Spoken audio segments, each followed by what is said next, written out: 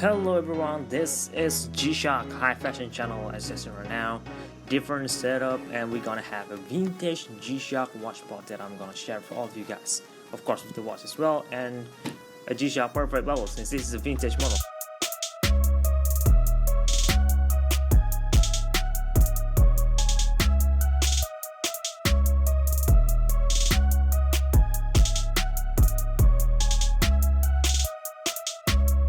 So this is a standard vintage style G-Shock watch box that you're gonna get. Only G-Shock on red over here, goes all the way to the sides. Just two of them, and that's pretty much it that we have on this type of box.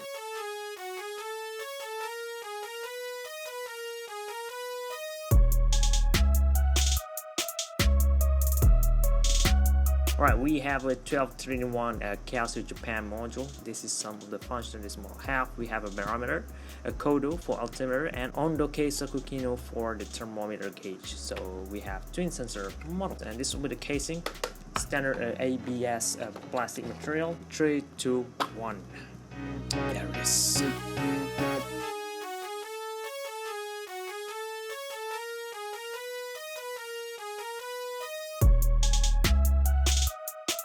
We also gonna get this red cloth. I'm not sure why they add this thing over here, but you know, since the watch, we probably need to wipe the things off here and there. I don't know. But anyway, here is the G-Shock watch. Put the watch at the back right now, and we're gonna have a look at the backstory of this first before we get to the details. Alright, so you guys could understand even further what I'm talking about this. Right, 1994, at the month of September, Casio G-Shock Japan decided to release this two models over here, a DW-6700J-3 and also -6 code over here stands for the purple, 3 for green. So the one that we are seeing today is in the green colorway. So here it is, this one over here. Sarani shinkashita Skyforce ondo keisoku mo kano, which means this model have the capabilities to measure temperature reading, and they call this the Skyforce. Operates on 12-31 module, and the retail price was 20,000 yen back in 1994, which is, I believe, pretty expensive. And if I'm not mistaken, Casio G-Shock did release another version of this that looks almost the same as this, which I think I already covered before as well, which is a single sensor Skyforce, which is up here. Look at that, I already reviewed, if I'm not mistaken, this guy over here and also this guy. So this is it, a single sensor Skyforce. This is a twin sensor Skyforce, and that's all the difference. Comparing both of them, this guy over here is a lot more rare and way harder to get compared to the single sensor model, by the way. Okay, now here is the watch. As you guys can see it now, it's very cool looking. No crack, no scratch, not at all. Everything is still looking pristine, although this foggy white little thing in the watch face over there, that's an indicator that this model is beginning to rot already, but so far so good.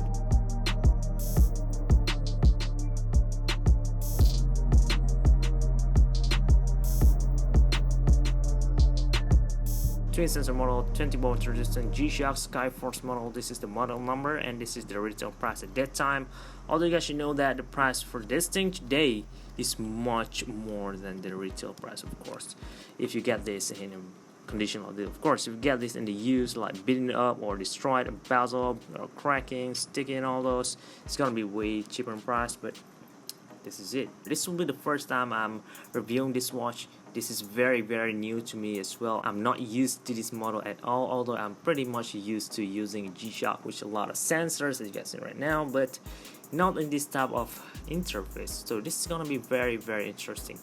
Okay, now we're gonna have a look at the sides. We have here two screws in gold colorway. The buttons comes in gold as well, and we have this crown, not like crown. You cannot spin it at all. Just a cover for the sensor. So they add the sensors in there, the barometer, atmospheric pressure sensor, that is to measure the barometer, and also the altimeter. So that's over there. And at the top we have two of these aesthetic screws. Most of the time the bezel was locked with just two screws and two screws over here. This one is for static, but it makes the watch look very beautiful, matching very well. Green and gold colorway, very nice. Alright, G-Shock over here in gold, and select, start setting all those right things, and the glass panel over there, almost like an oval shape, but it is cut it off over here, so it's very weird looking shape, very interesting as well. And we have twin sensor at the top over here, LT thermal for the function, the main feature of this model, light and memory, of course, to record this temperature reading and also the altimeter reading if you want to do so. And we have here some of this rugged appearance. They're very industrial, almost like the what do you call this, the thermostat on old housing. So that's very interesting as well. Very nice detail and design, colored in army green colorway as well. Very nice. Looking on this side now, similar things again.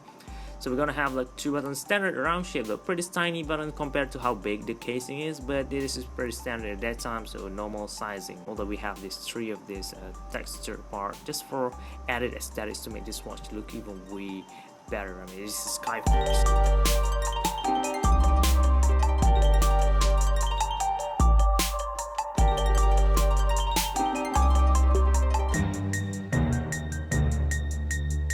Could also see that we have a little bit of shape going over here, a flat part over here and curve a little bit, and 2 of this almost like a rivet head, so very cool. Both sides goes the same, top and the bottom. And we move to the watch face, you can see we have chaos at the top over here and some indicator, LT or minimum or hour, and barometer reading and indicator over here. I'm pretty sure this will be where we can see the barometer graph.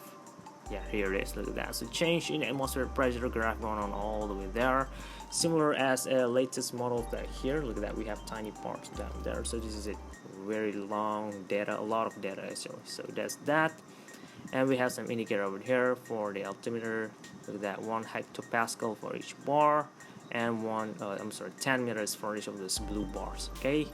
And we have also some reading down here, and a thermometer reading, LT alarm of course, and we have atmospheric pressure reading both at the same time. So this watch is stating that right now it's 10112 hectopascal, but let's see how this thing measure, because this watch operates on the sensor version 1. So this Golf Master over here operates on the triple sensor version 3, so very well updated, a way more accurate sensor reading compared to this guy. This is the 1st generation, this is the 3rd generation. So this one states that it is 1013 hectopascal, this one states that 1012 hectopascal, but yeah, very much accurate even after like 1994 up to today. It's gonna be like 20 years old, like over than 20 years old. So very cool.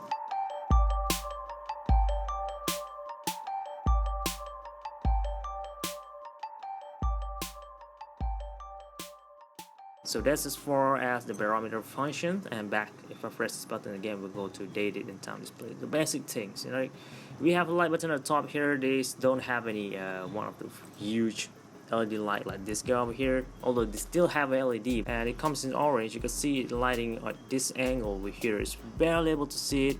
Look at that. I mean, not as good. Let me try to highlight it all again. Look at that, there it is. All right, you can see it right now, right? Alright, okay, now let me bring the ISO down a little bit.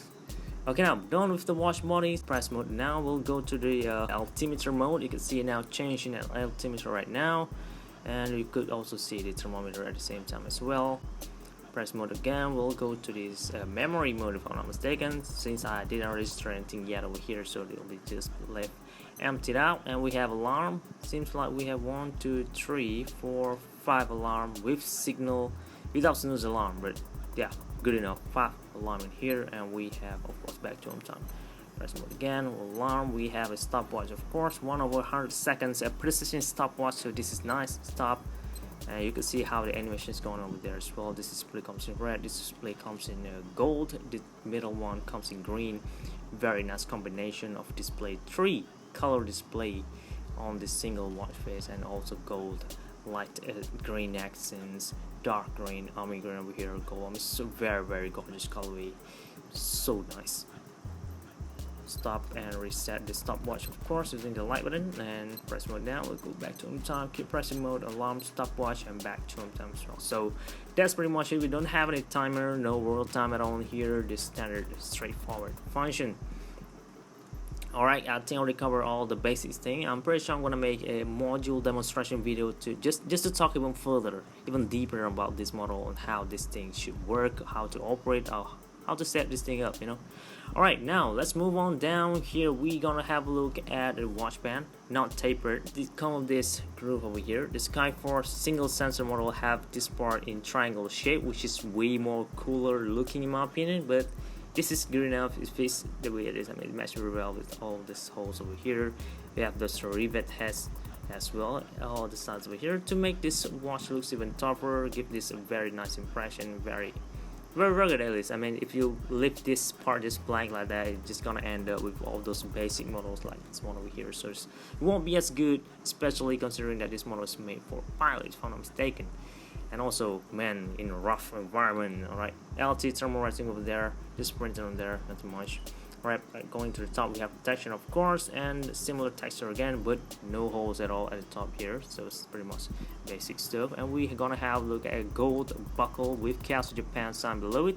If I'm not mistaken, this model over here is fully made in Japan, so that's very interesting thing that you guys should know as well. Most vintage model in the 90s was made in Japan.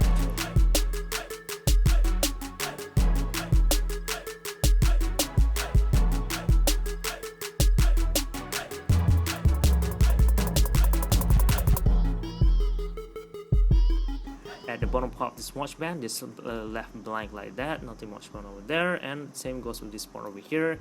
And now we're gonna have a look at the back plate. It does feature those hairline finish, but instead of going vertical, it goes horizontally like that. So this side over here, so that's different as well compared to some model up there. The lock with this 4 screw over here, the watch band was locked with this standard spring bar in there, so that's the basic stuff. And if you look down here, we have DW-6700 stainless steel back, water resistant to 20 bar as well, operates on 1231 window over there, nicely engraved there, very neatly done, shock resistant structure, and also Japan T indicating which factory this watch was made at. So look at that, very beautifully made, very gorgeous. Now let me show you guys how this thing gonna fit on my wrist. I mean, it looks very big compared to the age. Look at that, it's almost the same size as this quad sensor golf master model. It's very impressive of how Casio are able to fit in all 4 sensors in this similar size, at the same time fit this huge metal ring. So technically the engine is pretty small compared to this guy over here. I mean, this engine same size as this, I mean it's a little bit smaller, but it could only fit 2 sensors. So look at how time changed the technology on our watches. So it's very cool thing that Casio has done here. So appreciate what you have, appreciate what we have today compared to what we have back in the days. Right, although at that time didn't even begin starting to G-Shock just yet. Right, alright, I mean, where it is at holes number 4 from the top.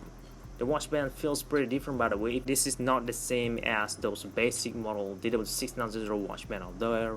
Although it might look the same, but it feels different. I'm pretty sure that the material that they used to make this are the same as the one they used to make this one or any other watch band out there today. Right, over here, and yeah, it's gonna give me a very nice fitting already. It feels comfortable at least, and the weight is also much lighter than this guy over here. This one is definitely way heavier. This one is lighter, this one has fire, this one is just mineral glass, but it fits the price, only 20,000 yen, and it's still holding up very well. Look at that, we have some gap over there, of course, as any other G-Shocks up there, but yeah, looks very good, looks very cool. If you're vintage watch fans, this is it, man. This is very comfortable, despite of how big it is very lightweight.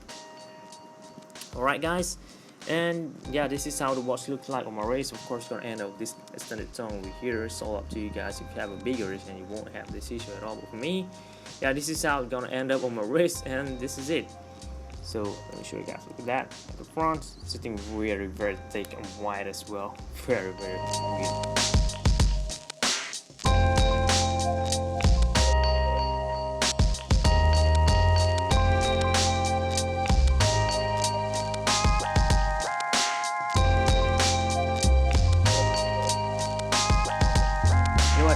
Make a more demonstration video and also a disassembling video just to share with all you guys how the fitting, the size, and all those. I'll talk even further in those videos if you're wondering. Right now, this is just my thoughts and review, some impressions, some of this close-up look on this very model. Since it's very hard for us to find one of these today, so I hope this video will be useful to any one of you guys who are looking to get one of these. At least you know what to expect and what to get, and you know what, make sure you have all of this if possible to the price that you're paying. If you're gonna be paying extra, make sure you get the box, the papers, this price tag and all.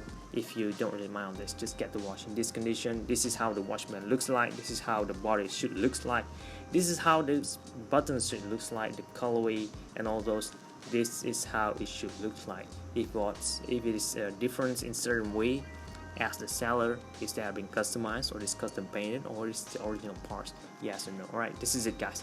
Hope you guys found this video useful, informative, and entertaining as well. For your future reference, leave a like if this video does help you, and also subscribe to see more vintage watches unboxing review video coming out soon in the future. Thank you very much for watching, guys. I really appreciate your support. This is G-Shock High Fashion channel, and